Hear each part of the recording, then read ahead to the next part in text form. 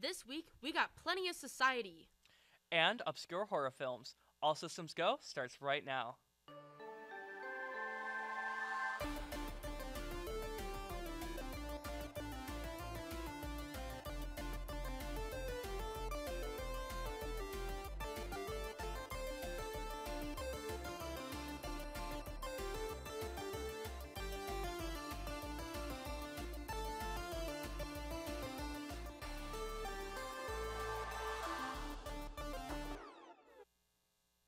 Hello, everyone, and welcome back to All Systems Go, the only show that's a day late to the fun.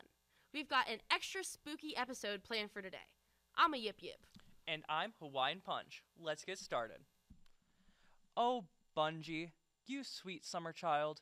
You thought you could lay off employees and not witness the wrath of the number one Destiny hater? Well, think not. Bungie, the creators of Destiny, have become the newest company to start widespread laying off of employees. The reason behind the layoffs is said to be due to less sales of the recent expansion Lightfall, as the company was going to miss revenue targets by 45%. According to reports, about 8% of about 100 people were laid off, with Bungie claiming it was only keeping the right people. A major veteran for the company who's been around since Oni, Michael Salvatore, the company's main composer, was laid off from the company. The only indication of this was on his profile, where he updated his resume with the phrase "gone fishin'," indicating that he was laid off. To quote the Sammy Classic Sonic fan, "When will you learn? When will you learn your actions have consequences?" After much hype, the FNAF movie finally hit movie theaters and Peacock this past weekend. Personally, I saw it with a few friends and I liked it. I wasn't the only one to see it, as it's raked in $132.7 million globally. FNAF also took the title of the biggest horror film of 2023, dethroning Halloween Kills, which only made a measly $133 million. The movie wasn't just successful in theaters, as it also took the highest 5-day debut of any film on Peacock so far. If you haven't, go to the theaters or on Peacock to check it out. It Follows, the horror movie from 2014 about a sexually transmitted killer demon, is receiving a new sequel titled They Follow. Although not many details for the movie have been confirmed, it is known that both David Robert Mitchell, the director, and Micah Monroe, the main protagonist of the first film, will be reappearing. There is no current release date set, but principal photography is currently set to start sometime in 2024. There are also no details of what the story will be, but based on the title, maybe this time there will be multiple sexually transmitted killer demons. I loved the first film, and am personally very excited with the prospect of a sequel. I hope everything goes well for the production crew. Lies of P is an action title from NeoWiz Games, which initially dropped in September of 2023. After relative success, NeoWiz announced a sequel and DLC for the first game. Along with the DLC, a patch is also coming. The patch is to balance characters and weapons, so it's a little bit calmer in the earlier parts of the game. Hopefully we'll get more details on Lies of P 2 soon. Deltarune, the spiritual successor to 2015 indie game RPG Undertale, has been the long-awaited announcement for the next parts of the game have finally come out. Firstly, Toby Fox, the creator, announced that Chapter 3 of the game is almost finished, and there has been significant progress on Chapter 4. Although Fox said he wanted to release the last 3 parts together, he stated that Chapter 5 is still a while out, and instead would be releasing Chapters 3 and 4 together, and then further down the road, Chapter 5 will be released. There are also plans to monetize Deltarune going forward, stating that Chapters 3 and 4 will be purchasable when released. Hopefully, Chapters 3 and 4 will be releasing soon. Imagine what you could do with $100 million. Personally, I think I would be able to do a lot with $100 million, but when you specify that the $100 million is to be spent on movie production, there might not be as much variety in what you can make that $100 million do. Marvel is in a bit of a pickle because they're in this very situation. Blade, which was originally announced in 2019 at the San Diego Comic-Con, has definitely seen better days. Director Bassam Tarek left the project in 2022, only a few months before filming was scheduled to start. After months of searching, Yann Demange took the director's seat. All this is to say that Blade has had a very complicated production so far, and that may be the very reason why it has less than $100 million for a budget. Stick around, because after the break, we rage over Crash Bandicoot and look at Kamen Rider again. All systems go. We'll be right back.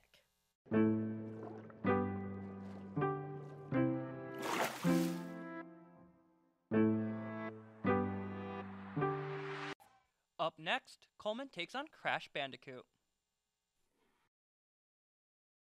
Okay, we're gonna play some Crash Bandicoot today. I've been pretty familiar with the trilogy for a while now, and I'm even playing on the original PlayStation to put even more on myself. But basically, we're playing this, and we're gonna see how much I can.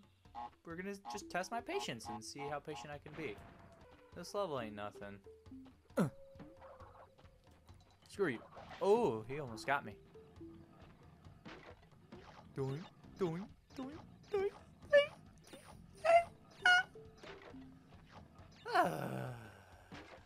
What up again, bro? Okay.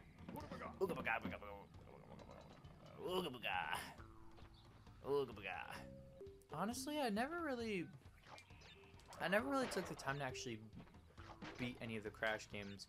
Oh, right. Oh, God. Oh, God.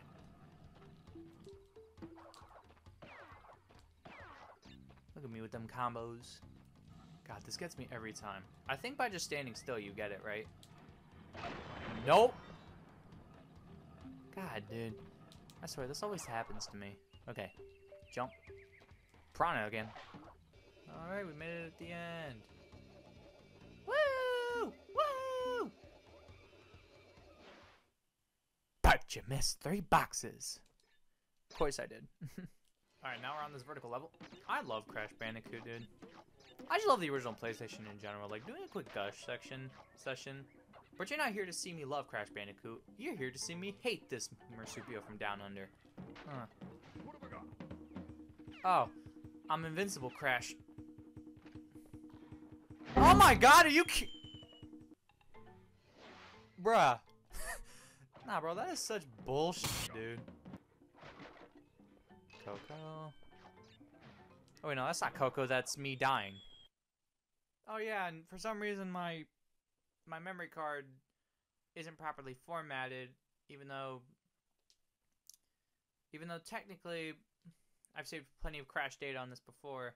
It just decided, hey, I'm gonna stop working on you. Let me pop this, move this, open that, pop this open, bust that open for that, and then run!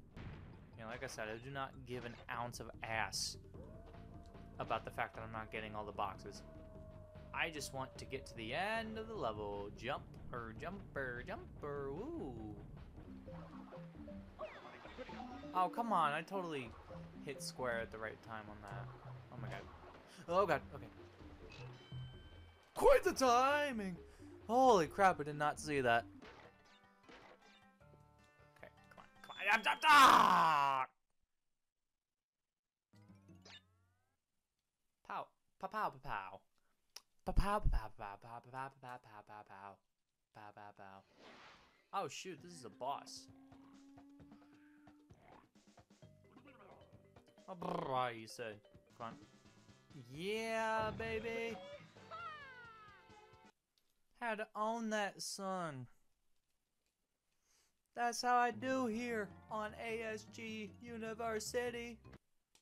Oh, no way, I get to perform with the Rolling Stones. Heck yeah, I can't wait to play my favorite song. Oh. It's just more Rolling Stones. Like red dragonflies or butterfly. It won't get off my screen.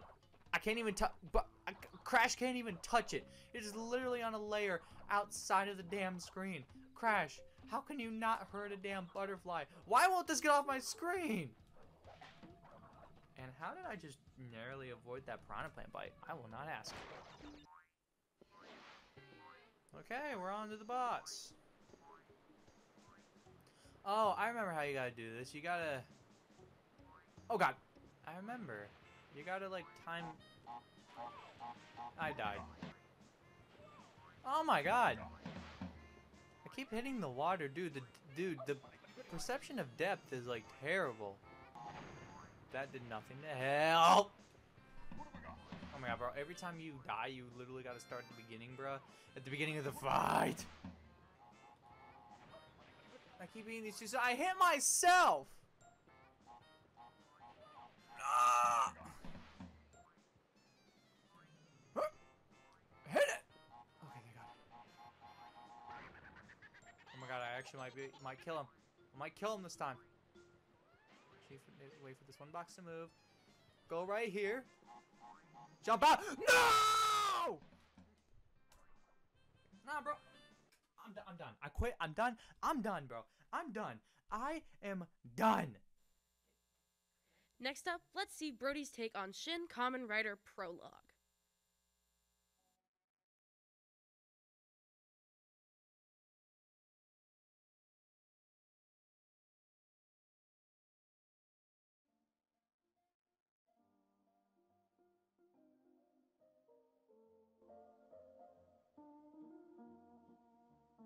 You know what one of my favorite things about the spooky season is? Horror movies. And, true to form, I managed to find a Kamen Rider movie that is exactly that. Kinda. Shin Kamen Rider. No, not that Shin Kamen Rider, I already talked about it. This movie is titled Shin Kamen Rider Prologue. Released in 1992, the movie serves as a celebration of the franchise's 20th anniversary. At the time of its release, Kamen Rider as a franchise was going through a rough transition after Kamen Rider Black RX ended in 1989. Ishinomori wanted to make a new special that appealed to older fans of the series, opting to create a darker film that was more violent and bleak compared to anything that came before. The end result was Shin Kamen Rider Prologue. Unfortunately, it never got a proper follow-up outside of a one-off magazine that's meant to promote a line of stylized action figures. Anyways, enough backstory, time to talk about the movie itself. The movie follows a young motorcyclist named Shin Kazumatsuri, son of Dr. Kazumatsuri. The doc and his partner, Dr. Onizuka, are researchers working for the Institute of Super Science, unknowingly, of course. They're researching ways to cure diseases by experimenting on human test subjects to strengthen their bodies. That's where Shinny Boy comes in. He becomes a test subject of his father's work. Instead of being given an amped immune system like you'd think would happen when you're trying to, cure diseases, instead he gets turned into a cyborg designed for combat. You hate when that happens. This all sounds kind of familiar though, right?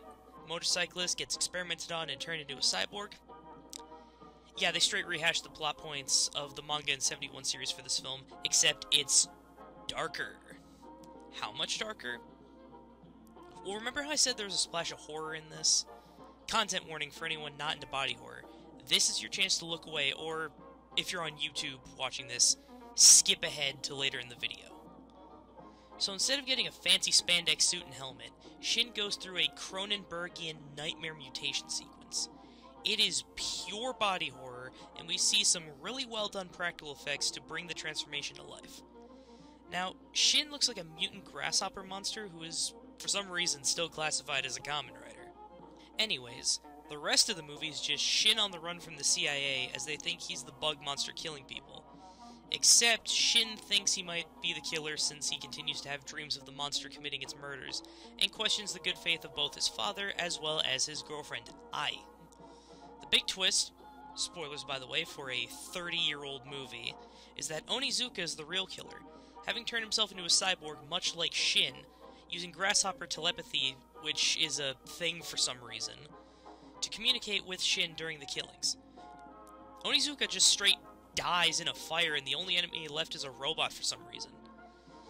Shin's adventure comes to an end when his pregnant girlfriend dies, and he's carrying her away down a tunnel, guided by the telepathic projection of his unborn half-grasshopper fetus child. Where are they going? Who knows, and who really cares anymore? That, my friends, was Shin Kamen Rider Prologue, a movie that didn't need to be 90 minutes long, but has some really neat visuals and great costuming. Believe it or not, you can actually just watch it for free on YouTube.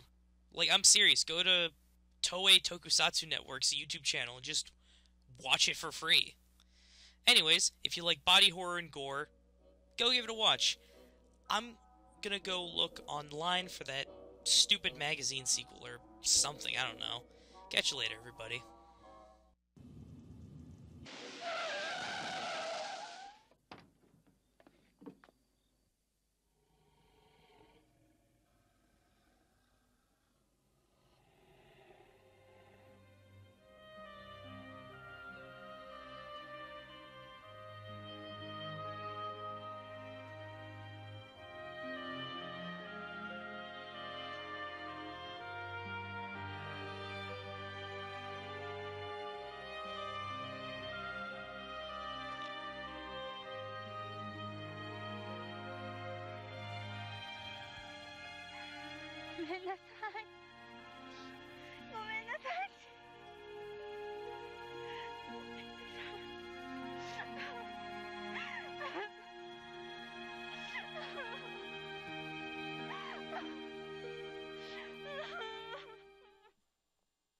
After the break, some of the cast are going to be talking about obscure horror movies.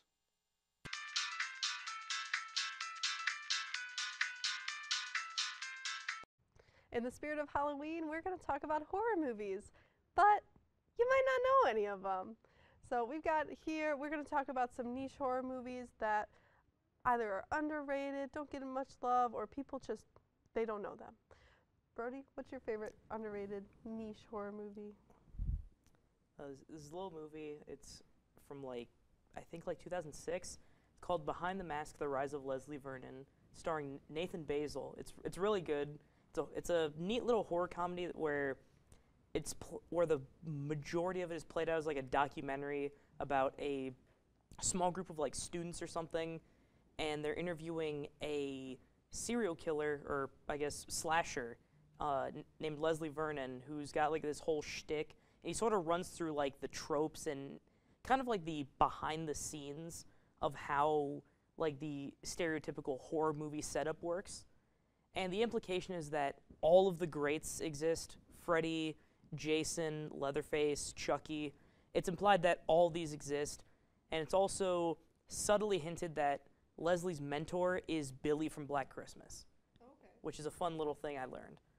And it's a lot of fun, and then the back end of it turns into your typical horror movie. It ends up the whole cast of characters falls into basically the whole play-by-play, and it's a lot of fun. It's very, very cool. I pray for a sequel, but I don't think they're ever going to top it. Oh, that sounds really cute, actually. That sounds like something I'd be interested in. What's your underrated niche horror movie? I've been told it's not underrated, but when it came out, it was really underrated. And it's a bit of a cult classic now, but it's whatever. A Rocky Horror Picture Show is the greatest horror movie of all time. It's hard disagree, but okay. Okay, calm down. It's a musical, so it's fun. And they make fun of a ton of tropes from old sci-fi movies, and it's really fun. The opening number references 10 different movies. It's just a really fun time. They end up eating meatloaf, and by that I mean they eat the singer Meatloaf. They commit cannibalism. It's really fun. It's a really fun movie. Really revolutionary in its time. It came out in 75. Yes, it did. I think the movie came out in 75. Yeah. And did you know in 1976 they actually started the call-outs in the theaters? Was it 76? Yes, I actually found that out last night. Dang. I was gonna get to the call-outs in a second. But it was very trans heavy. It's very gay heavy. Tons of things that were never talked about in their days. And you just get this trans psychopath who wants to build a creature, and then for a specific purpose. For specific purposes that shall not be mentioned. Okay. I put two and two together. Okay. It's just a really great movie. Another thing that's really fun about it is if you ever see it in theaters or live or whatever, there are call-outs because it's become a cult classic, and so people will yell things as they're about to say something, and it's really interactive. It's a great horror movie, kinda, but it's my favorite Halloween movie. It's not super popular, but it's also not totally obscure. Mine is also a musical. It's called Repo, the Genetic Opera. So if you remember, I talked about underrated horror movie, or not just an underrated movie of mine. It's my favorite movie, House of Wax, stars Paris Hilton. Well, guess what? She comes back for Repo, the genetic opera. Now, this is from the same producers as Saw. This is kind of like a dystopian world where if you need like a heart or lungs for like surgery, but you can't really afford it, you can get one and you pay it off eventually. But if you don't, the Repo Man will come and he'll take it back. He'll take it back. So we get introduced to this girl, Marnie. She's like infected with some disease, and we find out her father's actually the Repo Man. He's trying to fix her, he's trying to cure her, but he keeps her sheltered, and she sees all these things like going on, and there's people that are like addicted to surgeries and stuff. It's really cool. Like I said, it's a musical. The music goes crazy. Paris Hilton sings, so you already know. Isn't one of its songs be trending great. on TikTok right now? Yeah, one of the songs does trend on TikTok like every Halloween season. It's called Zydrate Anatomy, and it's like, you know, a little glass vial. A little Like, glass yes. vial. All right. Brody, got another one? Oh, this is a good one. Reanimator. Okay, yeah. Yeah, so Reanimator is adapted from a book just called Herbert West Reanimator. I'm pretty sure that's the title. That's like a classic. Yeah, it's an H.P. Lovecraft adaptation. Mm-hmm. So Speak more. so the first movie, it's about Herbert West and his friend / roommate / lab assistant, and they're working on this green liquid called reagent that's meant to reanimate the dead, hence the title Reanimator. And pretty much the whole movie is just how their experiments backfire and things just go sideways. And it got 2 sequels, Bride of Reanimator, which is essentially exactly what it sounds like. That Herbert West turns a woman into one of his reanimated corpses, and it's a whole thing. And then there was a third Brody, called Beyond I hate Reanimator. to cut you off, but you know, I am going to look that up because I didn't even know there's like sequels like The Bride of Yeah. Reanimator and stuff like that. Also, So- Jeffrey Combs is in it. He's amazing. Oh, is he? I love Jeffrey Combs.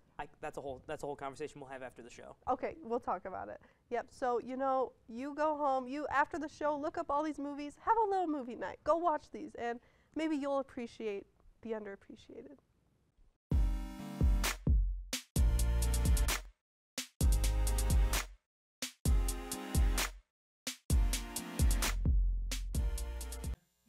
Halloween's here. Only a day late, but still. Let's check out Austin's World of Horrors. Hi, I have a hyperfixation, and I'm about to make it everybody's problem.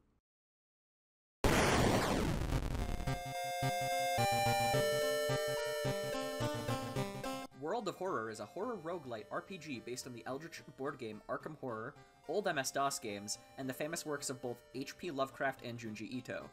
You take control of one of a rather wide cast of characters, each with their own strengths, weaknesses, and unique abilities and mechanics, as you solve the many occult mysteries that are intertwined into the fate of this small, seaside Japanese town, while a cult to an elder god completes a summoning ritual intended on dooming the entire world. I had originally played this game way long ago while it was still early in its early access stage. I played it borderline religiously for a while, until I eventually decided to lay off the game until its official release.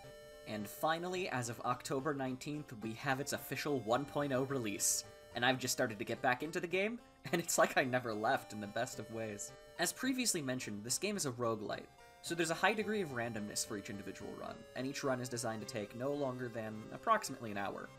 That randomness can grow or shrink based on a variety of menu options, with its least random mode being what's functionally a teaser, giving you a one-off experience playing through one of the game's many scenarios. There's also a simple quick play, which randomizes everything, a customize option that lets you narrow down everything about your run that you desire, and a set of challenge runs that were added to include extra interesting challenges to the game. The basic gameplay loop is fairly simple, but rather enjoyable nonetheless. Before each mystery, you start at your apartment, where you can customize your outfit, take a bath to regain your health bars, and watch TV to get teasers about certain events and mysteries that can come up in your run. After you've handled everything in your apartment, you get to select your next mystery. The game selects 5 random mysteries out of a pool of 22 for you to engage with, and all 5 must be completed by the end of the run.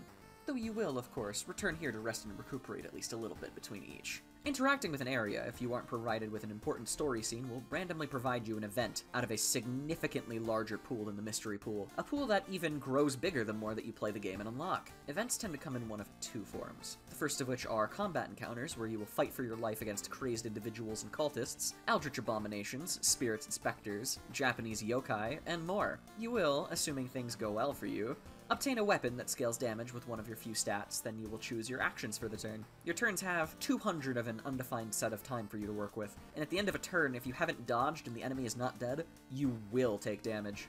As such, you will need to plan all of your actions very carefully to make the most efficient use of your limited time per turn.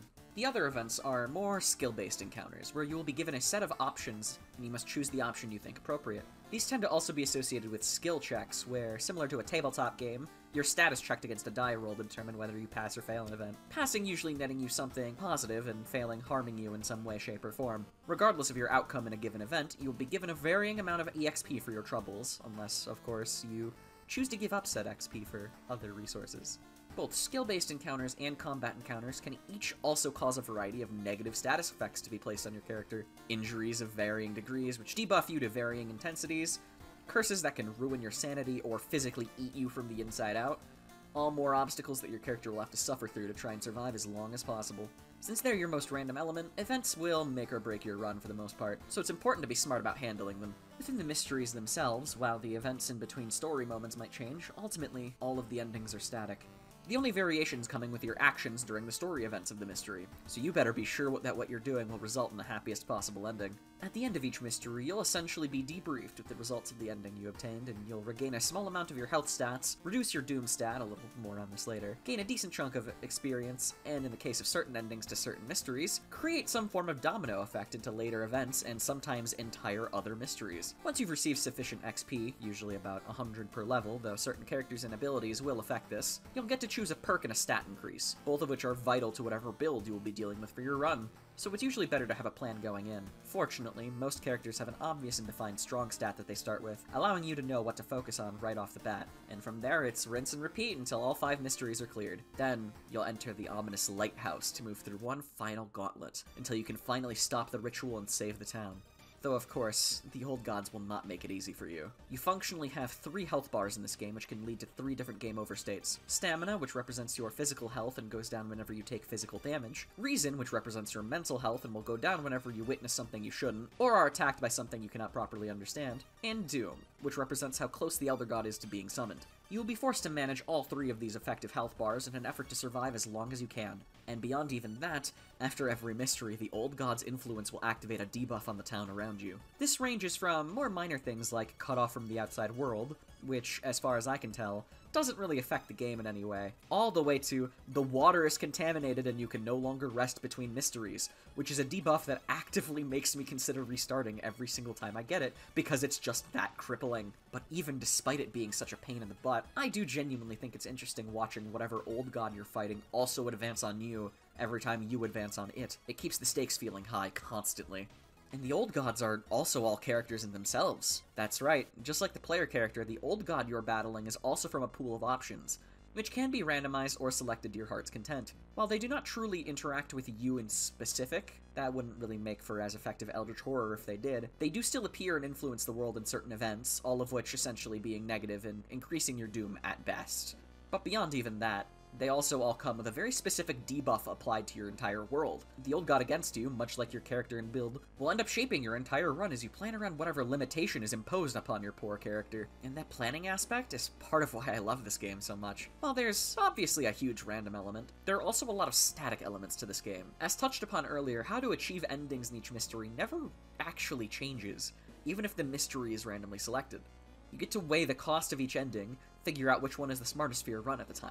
Is it a smart play here for me to take out this extremely powerful Eldritch Abomination purely with my own ability and weapons? Or would it be better for me to, say, sacrifice my reason and morality to unplug the life support of these innocent patients who are being consumed by this thing, thus depriving it of food and allowing for a much quicker and easier takedown? Even events always have the exact same options.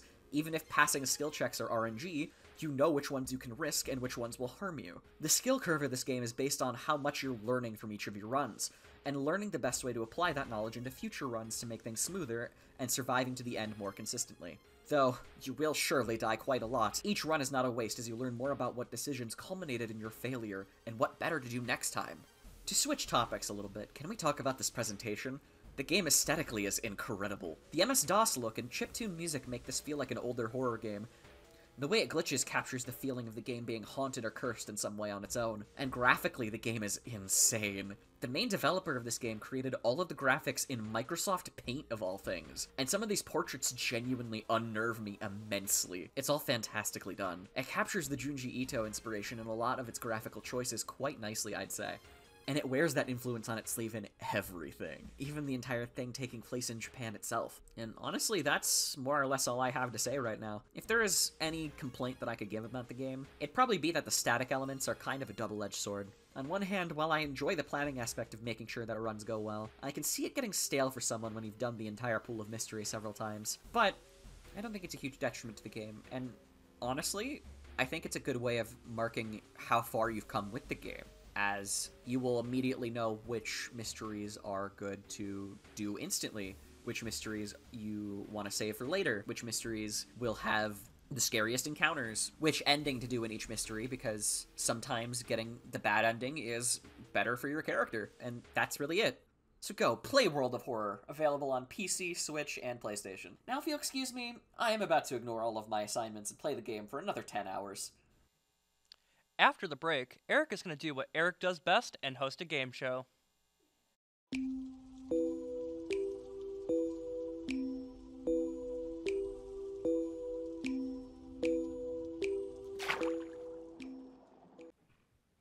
Hey Paisanos, for a show with a bunch of clowns, I feel it's appropriate for us to have a game show about the clown, the Joker. Our contestants will be presented with a quote from the Joker and have to choose between 4 multiple choice answers and decide which one is which. So I guess that this is actually one of the simpler game shows, but up there we have Cam, Brody, Kayla, and David. I couldn't tell from here. I'm sorry. Yeah, I'm sorry. No, it's not your fault. I'm quite far behind on my knowledge of Batman. Oh, I hope everyone is, because that makes these funny. All right, but for the first question, I have a handy-dandy notebook. I have all of them right here, but it should be shown in a second. Oh, yeah, behind us. Should be shown in a second. First, for the first quote, Oh, it's right there. all you care about is money. This town deserves a better class of criminal. I'm going to give it to him. I'm bad at impressions. So it's either A, Batman Mask of the Phantasm, B, Batman the Brave and the Bold, C, The Dark Knight, or D, The Dark Knight Rises. Okay. Okay. So Brody, Kayla already done. David, turn those boards around. The answer is C. Oh. Good quite job. surprised. Oh my god. Hey, let's go, David. David. Opening round and Brody's already losing. My job is, I'm doing my job well for once. Ow! Ow! All right, we'll give you guys a chance to erase, but for the second question, it's let's take a moment to reflect on the passing of a man who was more than just another do-gooder in tights. He was the best arch nemesis a psychopath could ask for. I'm not saying all the options every time, because it's going to take forever if I do.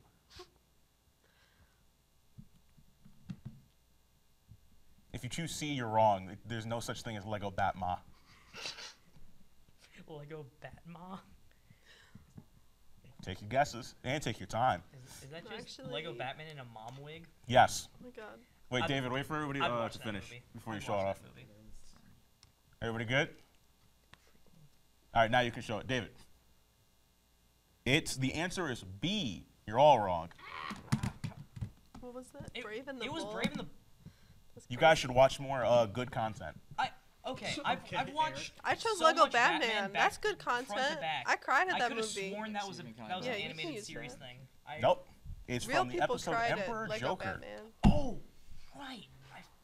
That was... Okay, so if everyone's ready, we now have question 3, which I'm not sure. You're sorting out some stuff. What? Compare me to Batman. I got more style, more brains. I'm certainly a better dresser. All right, just Fick. This is how this usually goes. Take your picks. This could be from any of them that Mark Hamill's in. Oh, you really had to make this interesting, didn't you? Yeah, I want to be mean this time. You've been winning too much.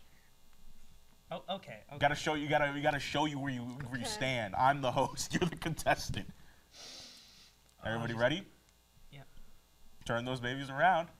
Again. No, it's C. That was my. No, you should. It doesn't count as a first guess, Cam. Only your final guess. Yeah, you can borrow as much as you want. That's why I put it right here. Wipe those boards hard, because we got another one coming. No, I got this time. I'll get this eventually. Ooh, will ya? I will. I'll get at least a point on the board. Okay, buddy. And for 4, we got don't touch that remote. I know it's heartbreaking to have your favorite shows preempted, but look at what you're getting instead. Me. Let me answer. God, I got chicken scratch. Everyone ready? Well, if they say something about television, most of them would likely be this answer. And it's Kayla. Did you know that one, or was that a shot in the dark? Oh, I don't know any of these. I feel dumb because initially I said, you know who's probably watching TV? The Justice League. I should have trusted my gut. I forgot the Royal Flush Gang episode was in Justice League and not JLU. See, this is where the cruelty comes in that I get to show off I'm a bigger nerd than anyone else here, which is what the show is really about. But comic books are my shtick. Not just comic books, Brody. Everything. TV, movies, whole shebang. For question number 5, we have... I don't know why it matters, but... Where does he get all those wonderful toys? I hope this is an easy one, but again, cruelty. Okay. I'm definitely getting a point for this one. Cam, I'm seeing the look on your face. Is the rat under your hat telling you what the answer is? He is a ratatouille guy. We ready? I think I got it. All right, everybody flip. Yep. Ooh, it's B, so only Brody and David. Yes. That's what I put. I'm surprised. Hey, Again. way to go, buddy. Yeah, I can't see too well. Cam gets a point. Everybody gets a point. Nobody gets a point. Everybody guessed it right. This is what happens when everybody cheats. Nobody wins. Just tell me the answer before I know. For 6, there's 2 things you forgot to tell you about me. I don't know if we can say that word. Half it's the world, and I don't play well with others. It's Mortal Kombat versus DC. Again, cruelty. This could be from any of these fighting games, these bad fighting games. Okay. Not too much on Injustice is I'm fun. hearing from God to take that back, which isn't happening. Okay, the Injustice games aren't terrible. Mortal Kombat versus DC is Mortal Kombat versus DC, and MK11 was fun. You lose a point, Brody. Hey, what? You questioned me. All right, flip those around. All right, fine. And the answer, what is this, 6? Nobody, actually, you know what? A, it was A, yep. Aha, I knew it had to be something from... All right, this is gonna be our last question. Okay. Okay. Okay. Okay.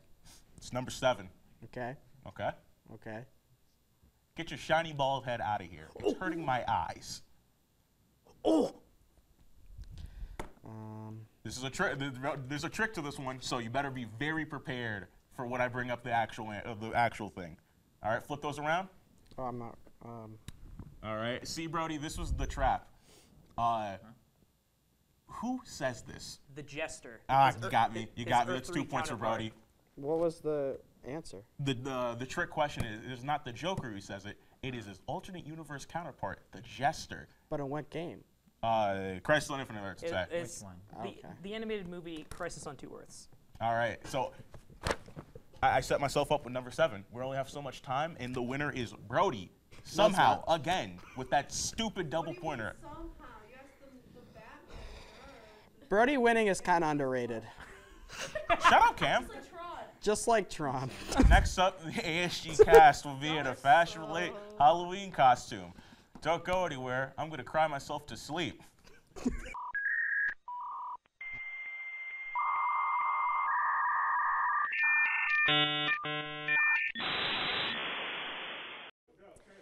Hello and welcome to the All Systems Go Fashion Show. I'm your host, Hollywood superstar Johnny Cage, and we've got plenty of cool costumes to showcase today. All right, let's see them. All right, first up, we have a Yip Yip from Sesame Street. Very snazzy, very snazzy. Love the velvetyness of it. Yeah, do a little spin. Awesome. All right. Next we have Spooderman.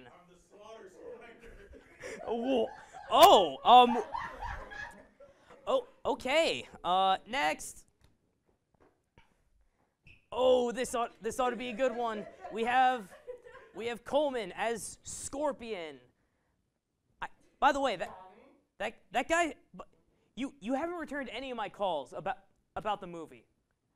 It's a great offer. Okay, well, it's not my fault that you were talking to Quan Chi, okay? That was in my contract. Anyways, let's see who we have next. All right, we have Hawaiian Punch, one of the hosts of tonight's episode.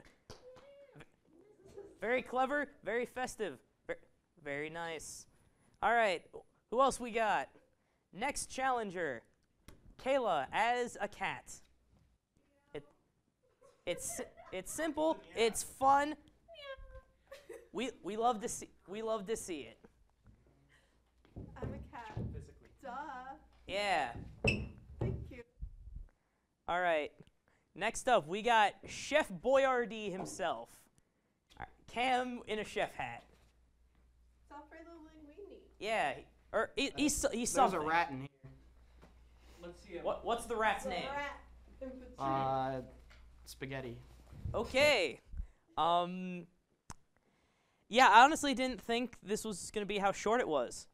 I guess I thought there was gonna be. Yeah, I thought there would be more. Well, that, my friends, was the All Systems Go Halloween fashion show. Up next, Eric takes a look at some horror mascots. Go play a real man's horror game like Slender or Majora's Mask or the Sonic.exe adaptation. Starting off, I'm using Pyramid Head as a control. He's the hit huge Mascot horror wave later on, and is from a much bigger company than the rest of these Jokers. But he looks cool enough and is synonymous enough with his game that I feel like he should be on here. Another control group variant similar to Pyramid Head is Robbie the Rabbit. He is standard. He is just some guy in a costume with blood in its mouth. Everything else is either trying to surpass or just match these in terms of just sheer solid design choices. And next up we got Amanda the Avenger. All right. Most of you in the audience probably don't know, but the game she's from, actually all right. It's a decent puzzle game. It's pretty neat. It hits the vibes of early 3D animation. And her design itself, it's eerie enough where it creeps you out, but isn't overshooting. It's pretty good. Her monster design, on the other hand, automatic D tier. I'm not even gonna bother trying to fight for it. Baldy, S tier, easy. He's a joke, but he's also still stands out as kind of weird looking. Such a garbled mess of pieces. I like him. Ban. No. I have to make a new tier for this. Hold up. The dog from Duck Hunt, E tier, because he's just kind of Robbie the Rabbit. He's that Robbie the Rabbit design philosophy again of just a guy in a suit. But he's B tier automatically because he gets shot up, and it's really funny. Initial Bendy's incredibly lame. Look at this. This is such a boring design. His upgraded design in one of the later games, Dark Revival. Yeah, that's what it's called. It's cute. It's a little vest and a couple jeans. You know what? C tier. He's not that good. His Ink Demon form, bad. No, it's you know what, this also goes down here. His Ink Demon form in Dark Revival, though, is better, though, because the head being so differently sized in the hooves make this go a long way. Also the horns being way bigger and more demon-like, just kind of pulls it together, keeps the aesthetic together than before. Spooky, A tier, she's adorable, not really scary, but look at the knife, come on. Mama from Tattletale, I mean, she looks like a dark Furby, but isn't that scary? This is definitely one of those things where the game itself does a lot of legwork in making her design scary. The neighbor from Hell, no, not. This is a guy. You know what? New tier, another tier, new tier just for him. He's not scary. Look at him. The main dude from My Friendly Neighborhood. The design itself isn't scary. This is just a knockoff Sesame Street character. It's increased by the fact he is in a Resident Evil styled game where all of the fear is based off the player not wanting to mess up and keep resources. So it's definitely the placement matters more than the design itself. Man, what is this from? Mr. Hop's Playhouse. Yeah, no, this is pretty bad. Next up, the guy from Hello Puppets.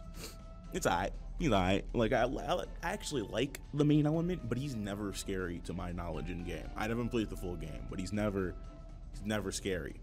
You know, Mr. Hops is kind of bugging me. He's going lower. Ban ain't looking too bad all of a sudden. Poppy's Playtime. D tier. Huggy Wuggy is not scary. Poppy herself. She's really lame design-wise. Like, D tier. She's not scary. I mean, she's fine, I guess. Whatever this thing is from 123 Slaughter Me Street. No.